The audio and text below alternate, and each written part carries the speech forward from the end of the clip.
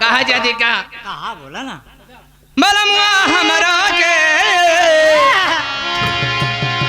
क्या कहना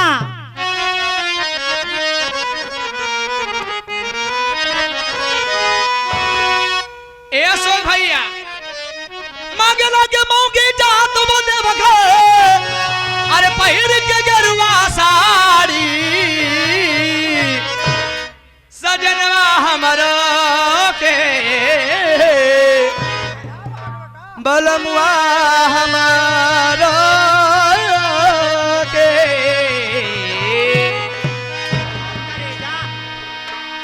ए प्रमोद जी हमारा के धराइदा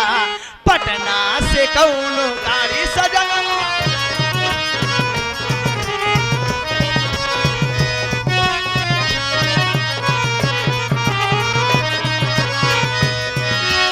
आ गए क्या कहना चाहूंगी न फनकार तुझसा तेरे बाद आया न फनकार तुझसा तेरे बाद आया मोहम्मद रफी तू बहुत याद आया न फनकार तुझसा तेरे बाद आया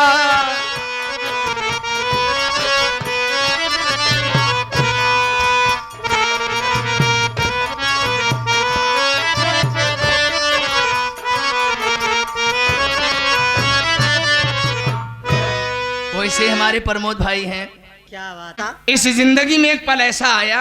हाँ हाँ कि उस वक्त मानो कि सांस ही दिल से निकल गई। क्या बात है कसम से भाई वो दौर जब आता है तो दिल से जान नहीं निकलती बाकी हर कर्म हो जाता है। इसलिए कहना चाहूंगी आपसे एक छोटी सी बात क्या केहू दुनिया में नहीं खे तोहरे सिवा करे जा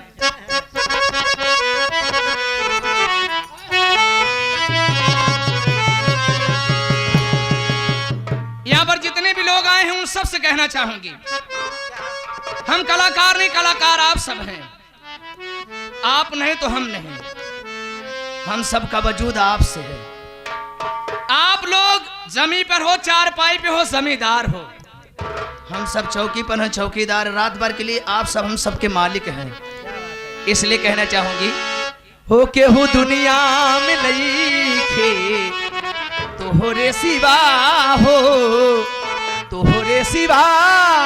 प्यार में नहीं खे राजा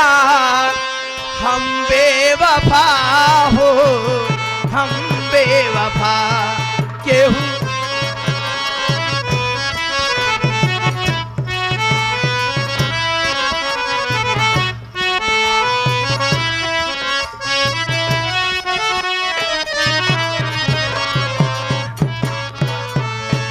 ये आगे हमारे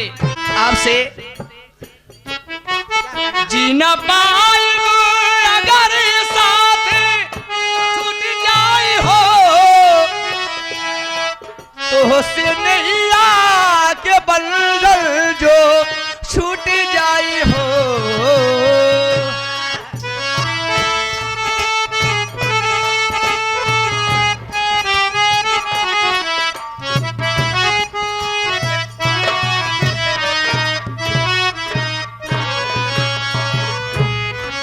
मन के नगारी से सुख सारा छूट जाई हो साथ पाई बुना तो किस्मत छूट जाई हो बिना गलती समैया बा देहले सजा हो देहले सजा प्यार में नहीं के राजा हम बेवफा हो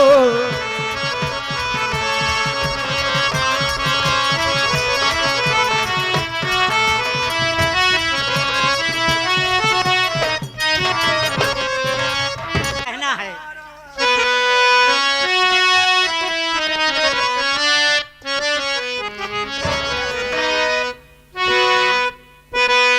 दिल आई तेरे शहर में,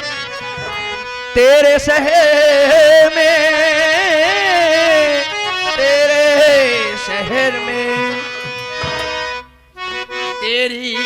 चाहत ले आई, तेरे शहर में तेरी चाहत।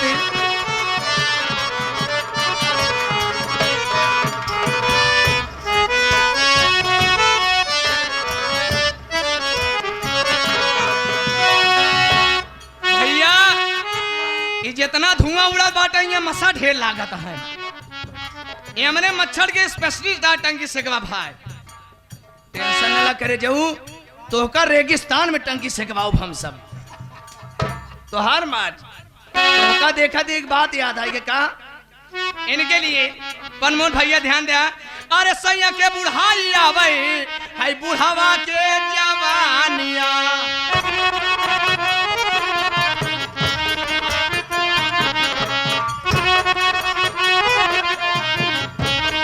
कहो दुल्हा भाई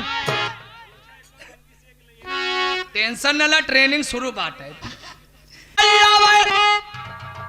डाय देहा का चाहिए भैया।